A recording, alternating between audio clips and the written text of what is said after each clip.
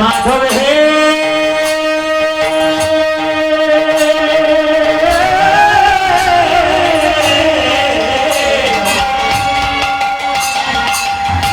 হে মাধবে তুমি আমার পশুকুলে জন্ম দাও কিংবা ভক্তিকুলে জন্ম দাও ভক্তিকুলে জন্ম দাও আমার কোনো দুঃখ নেই মাধব দুঃখ নেই মাধব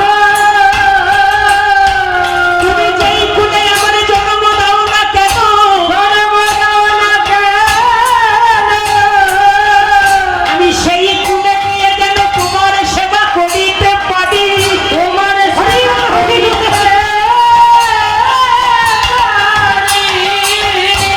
আমি সেই কুলে গিয়ে যেন তোমার সেবা করিতে পারি আমি বদনে ভরে যেন হে গোবিন্দ প্রাণে গোবিন্দ বলে ডাকিতে পারি বদনে ভরে প্রাণে গোবিন্দ বলে ডাকিতে পারি বা মানুষে পশু বন্দি করে জনমিয়ে কি বা মানুষে পশু বন্দি করে জন্ম কি বাকি তো পতঙ্গ কিংবা পতঙ্গ আর কর্ম বিপাকে গতাগতি পুনঃ পুনঃ কর্ম বিপাকে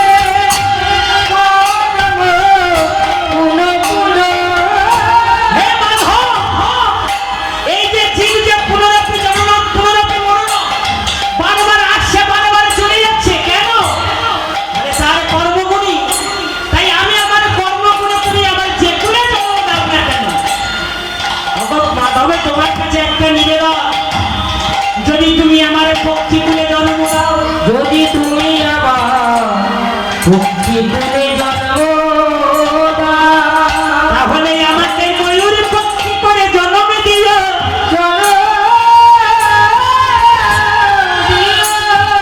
কেন ময়ূর ভক্তি হতে চাইছে কেন না ময়ূরের পাখা আমার ভগবানের মাথায় থাকে তাই যদি আমার ভক্তি কুলে জন্ম দাও তুমি ময়ূরী পক্ষী করে জন্ম দিও ভগবান যদি পশু কুলে জন্ম দাও আমাকে তুমি গাভী কুলে জন্ম দিও কারণ গাভীর দুগ্ধ থেকে ছানা মাখন হবে আর সেই ছানা মাখনে আমার গোবিন্দ খেতে বড় ভালোবাসে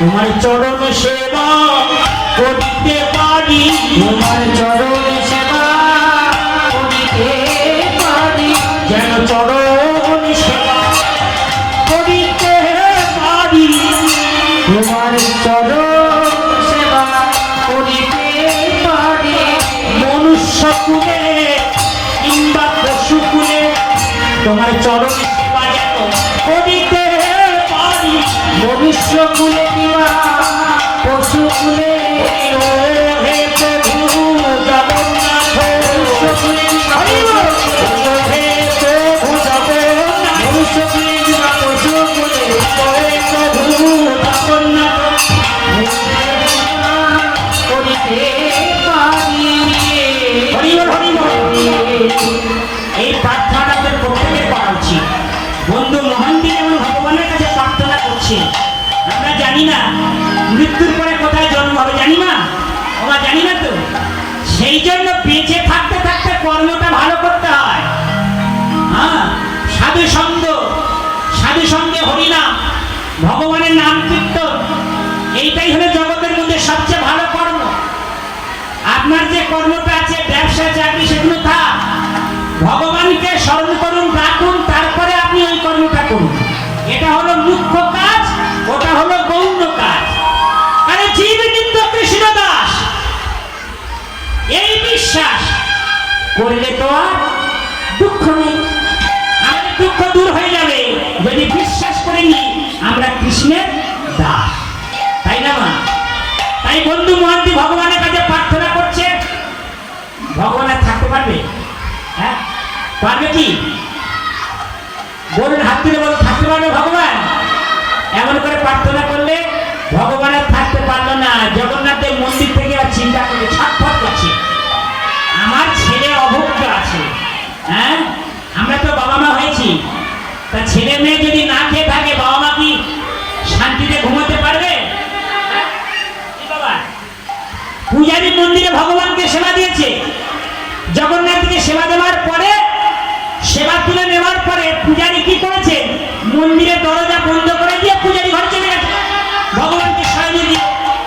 আচ্ছা, ভগবানকে শয়নে দিলেই করে, ভগবান তো ঘুম নেই কেন? বাইরেতে যে তার বন্ধু কত কষ্ট পাচ্ছে, কত প্রার্থনা করছে, তাই বন্ধু মহান্তি তাকে সহ্য করতে না পেরে ভগবান জগন্নাথ মন্দির থেকে নেমে এলেন। মন্দির থেকে নেমে এসে চিন্তা করছে কি করে খাওয়া দেওয়া যায়, অভুক্ত আছে, ছেলে মেয়েরা অভুক্ত আছে। তিনি কি করলেন? ভাঁড়ার ঘরে ঢুকলেন।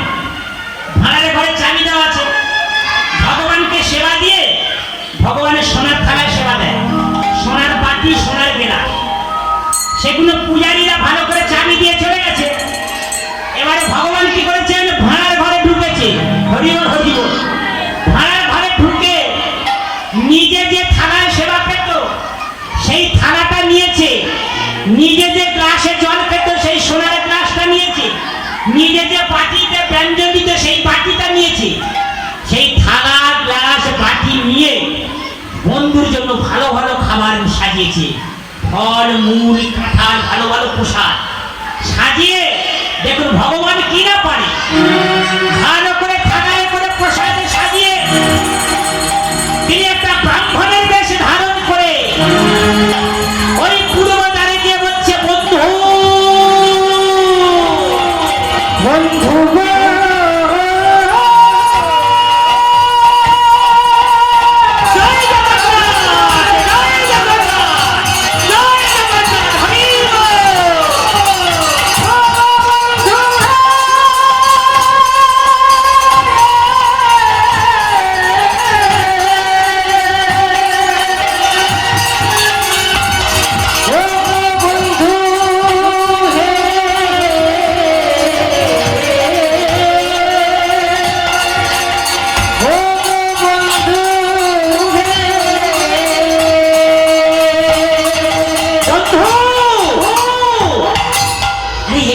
তোমার জন্য খাবার এনেছি, তুমি তোমার ছেলে মেয়েদের নিয়ে কত কষ্ট পাচ্ছ, এসো এসো, ভালো ভালো প্রসাদ এনেছি, খেয়ে নাও। এখন বন্ধু মন্ত্রী জেগেছিল, ভগবানের ডাকে সারা তার কানে যাচ্ছে, কিন্তু মনে মনে ভাবছে হয়তো অন্য কাউকে ডাকছে। তিনি চুপ করে সাড়া দিচ্ছে না। ভগবান মনে মনে চিন্তা করছে সাড়া দিচ্ছে না, তাহলে দেখুন এবার কি বলে ডাকছে, ওহে যাজপুরের বন্ধু মহান্তি, ওহে যাজপুরের বন্ধু মহান্তি, তোমার জন্য প্রসাদ এনেছি, এই নাও তুমি প্রসাদে সেবা করি না। যখন যাজপুরের বন্ধু মহান্তি বলেছে তখন মহান্তি ভাবে আমারই ডাকছে।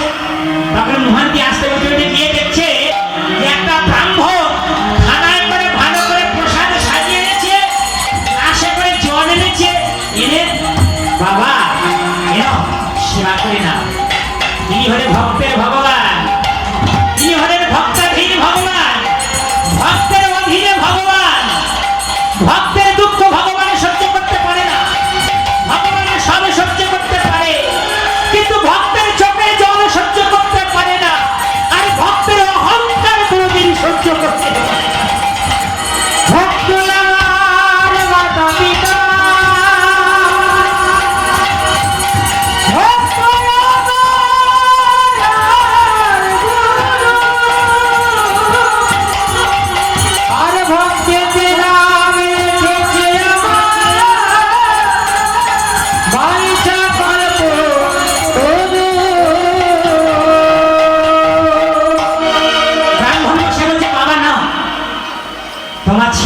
অভুক্ত আছে, তুমি অভুক্তকে সেবা করে না, ভালো করে সেবা করে না। এবারে ব্রাহ্মণের কাছে থেকে সেগুলো নিয়ে দেখুন, কেউ যদি উপবাসী থাকে তার সামনে যদি ভালো ভালো খাবার আসে কিংবা খেতে ইচ্ছা করবে না? তাই তাড়াতাড়ি করে থালাগুলো নিয়ে বলছে, ঠাকুর মশাই আপনি একটু দাঁড়ান, আমরা সেবা পেয়ে নিয়ে আপনার থালা আপনাকে ফেরত দিয়ে দেবো। বলে থালাটা নিয়ে তার স্ত্রী পুত্র কন্যা ঘুমাচ্ছিল, তাদের সব ডেকে ডেকে তুলেছে। এই দেখো, আরে ওকে ওকে সেবা করে নাও, দেখো না দেখো না, আরে আমার বন্ধু খাবার পাঠিয়েছে, ওঠো ওঠো। তুমি বলছে তোমার বন্ধুর বাড়ি গিয়ে খাবো, ওঠো ওঠো। ছেলে মেয়েদের ডেকে তুলেছে, সবাই মিলে তো সুন্দর করে আনন্দে প্রসাদ সেবা করেছে। সেবা করে এবারে থালাটা ধুয়েছে, ধুয়ে বলছে একটা থালাটা ফেলে দিয়েছে। থালা গ্লাস আর বাটিটা ভালো করে ধুয়ে ওই যেখান থেকে নিয়েছিলে সেখানে গিয়ে বলছে, বন্ধু আরে তোমার থালা গ্লাস আর বাটি নিয়ে যাও। ভগবান সেখানে থাকে না, ওগুলো দিয়ে ভগবান চলে গেছে। ডেকে ডেকে কাউকে সারা পাচ্ছে না। তখন মহান্তি মনে মনে ভাবছে, ঠিক আছে বাবা, মনে হয় রাত হয়ে গেছে, চলে গেছে, কালকে সকালে দিয়ে দেবো। বলে থালা গ্লাস আর বাটিটা ভালো করে পরিষ্কার করে আর নিজেদের একটা পোলা পাটি ছিল, সেই পোলার মধ্যে দেখে রেখে আর উনিও ঘুমিয়ে পড়ছে, মানে রাতে গেলে ঘুমিয়ে পড়ছে। তাহলে এরা সব ঘুমাচ্ছে, এই লীলাটা হচ্ছে না। ভোরবেলা হয়ে গেছে, ভোরবেলা হচ্ছে মূল পান্ডা তিনি মন্দিরের দরজা খুলেছে। দরজা খুলে কি করে প্রথমে ভোগ লাগায়, তাই না মা? আগে ভগবানকে বাল্য ভোগ লাগায়, তারপরে আরতি করে।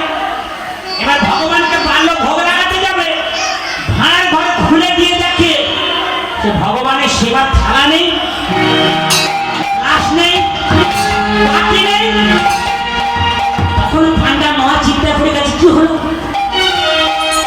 ভাঁড়ার ঘরে চাবিটা একমাত্র আমার কাছে থাকে, পূজারীদের কাছে ছাড়া অন্য কোথাও চাবি থাকে না। এক্ষুনি যদি সবাই জানতে পারে তাহলে ভাবে আমি চুরি করে নিয়েছি, আমি চুরি করে নিয়েছি। এই বলে সমস্ত পান্ডারা তখন একত্রিত হয়েছে, হয়ে মন্দির কর্তৃপক্ষের কাছে জানিয়েছে যে ভগবানের থালা গ্লাস বাটি চুরি হয়ে গেছে। ভগবানের থালা বাটি চুরি হয়ে গেছে।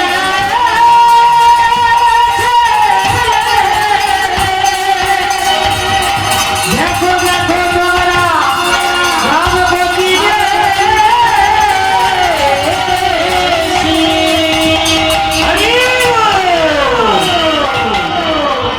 এইবারে যেই না মন্দির কর্তৃপক্ষের কাছে জানিয়ে, মন্দির কর্তৃপক্ষ পুলিশকে জানিয়েছে।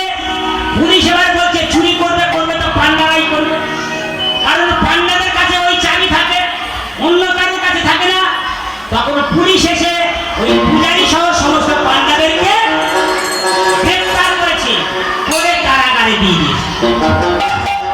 ভগবানের কি লীলা দেখুন, চালাকি করবে তো ঠিক আছে, যত করবে চালাকি পরে বুঝবে চালাকি। হ্যাঁ, চালাকি করবে তো ভগবানের সঙ্গে চালাকি। কারাগারে সকলকে ঢুকে দিয়েছে।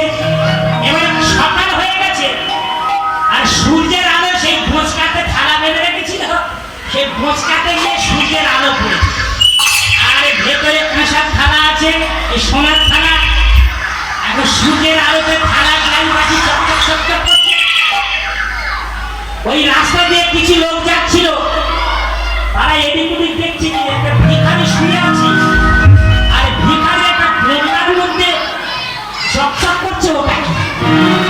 নিশ্চয়ই কোনো সোনার থালা। আর ওরা শুনেছে যে মন্দিরে ভগবানের সোনার থালা চুরি হয়ে গেছে, মন্দিরে ভগবানের থালা গায়ে চুরি হয়ে গেছে। তাহলে কেউ চুরি করেনি, পান্ডারা চুরি করেনি, চুরি করতে ভিখারি করেছে বলে তারা গিয়ে পুলিশের কাছে জানালো। এবারে পুলিশ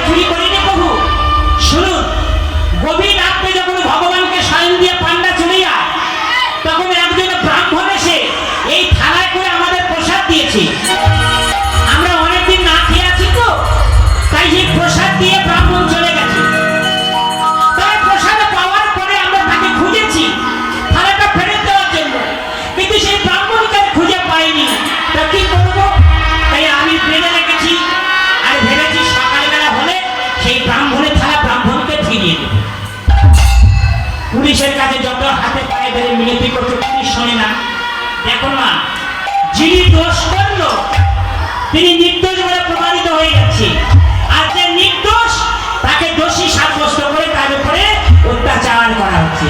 এটা শুধু এই জগতে নয়, সর্বক্ষেত্রে হয়ে এসেছে। তাই পুলিশ তাকে গ্রেফতার করলো।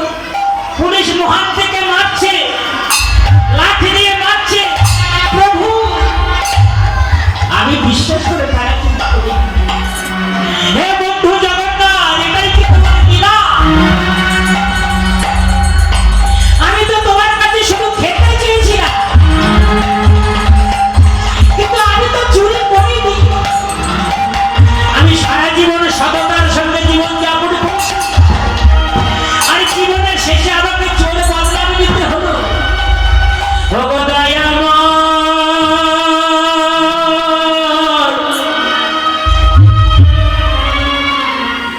এই কি তোমার লীলা প্রভু, এই কি তোমার খেলা দয়াময়,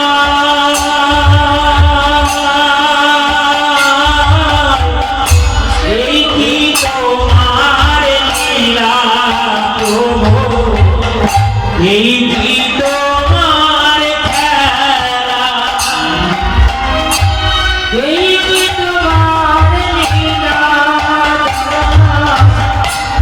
এই কি তোমার খেলা। হে প্রভু, এই কি তোমার লীলা? তুমি কারে বা কাঁদাও, কারে বা হাসাও, তুমি কারে বা হাসাও, কারে বা কাঁদাও, তুমি কারে বা কাঁদাও, কারে বা হাসাও, তুমি কারে বা হাসাও, কারে বা কাঁদাও, কারে নিয়ে করো খেলা প্রভু, এই কি তোমার লীলা দয়া।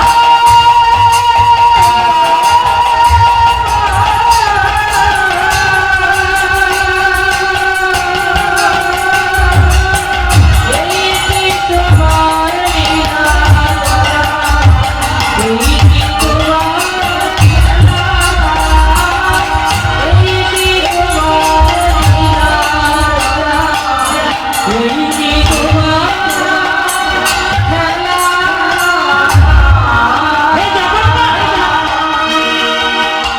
যদি এটাই তোমার লীলা হয়ে থাকে, যদি আমাকে চোর সাব্যস্ত করে তুমি সন্তুষ্ট হও, তাহলে করো।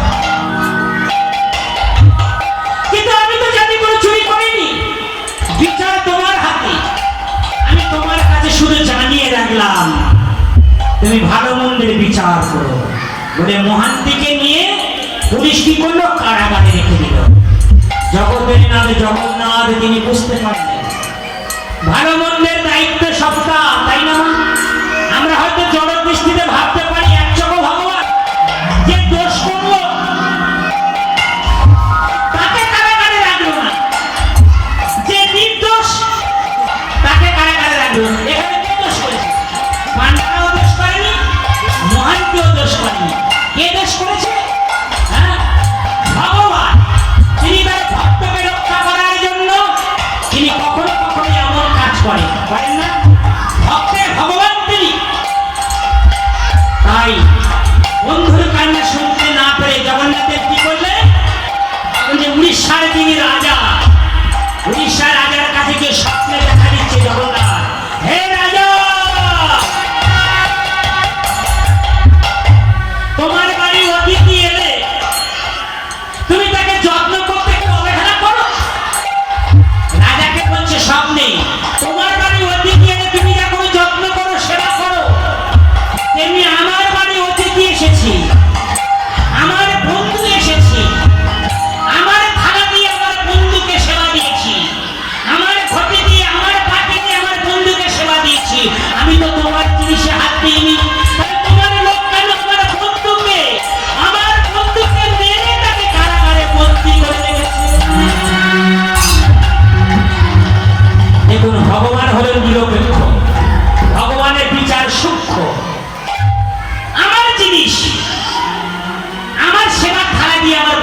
সেবা দিয়েছি, আমি তো তোমার জিনিসে হাত দিইনি, তা তোমার লোক কেন আমার বন্ধুকে অত্যাচার করবে?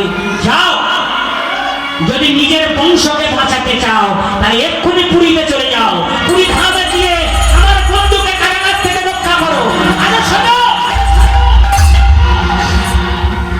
আমাকে যেমন করে তুমি সেবা করো ঠিক তেমনি আমার বন্ধুকে তেমন করে সেবা করবে। ভগবানের কি বিচার দেখবে?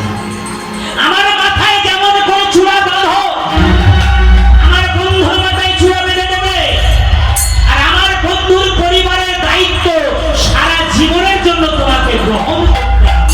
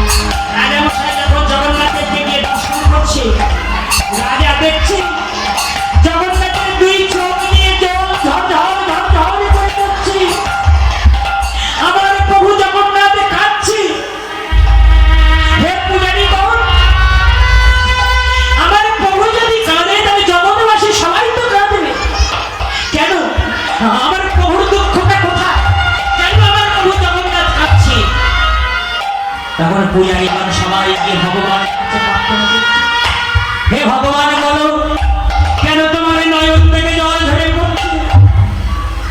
তখন রাজা মশাই ঘুরতে ঘুরতে জগন্নাথের পিছন দিকে গিয়ে দেখে বন্ধু মহান্তিকে যত লাঠি দিয়ে আঘাত করা হয়েছে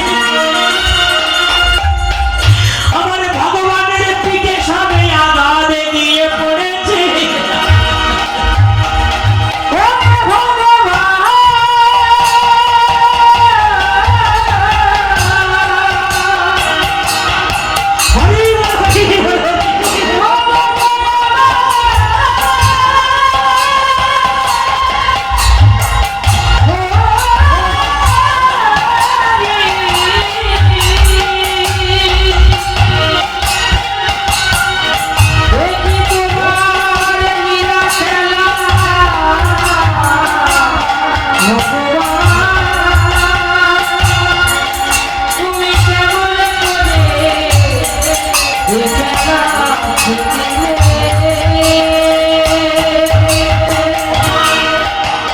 পিতা মাতা যখন সন্তানকে কোলে করে আটকে রাখে, সন্তান যদি কাদা মাখে তবু মাতাকে ফেলে দেয় না, ওই কাদা মাখা সন্তানকে পরিষ্কার করে কোলে তুলে নিয়ে আমার স্তবনগত পান করে।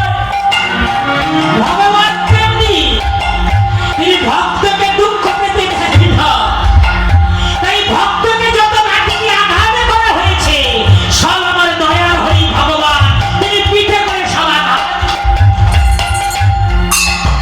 দেখছো জগন্নাথের পিঠ দিয়ে রক্ত ঝড় ঝড় ঝড় ঝড় করে পড়ছে। প্রভু এটাও আমাকে দেখতে হলো। কোথায় কোথায় আমার সেই বন্ধু মহান্তি? কোথায় মহান্তি?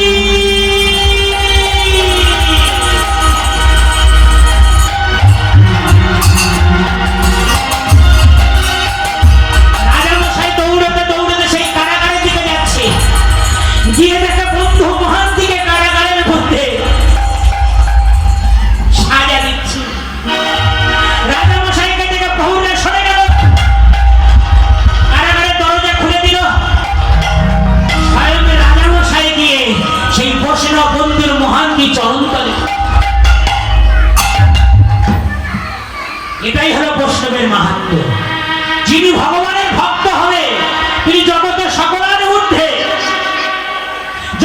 আশেপাশে সকলে তাকে নমস্কার করে, এমনকি স্বর্গের দেবতারাও বৈষ্ণবকে নমস্কার করে। তাই রাজামশাই যখন বন্ধুর চরণে লুটিয়ে পড়লেন, হে বন্ধু,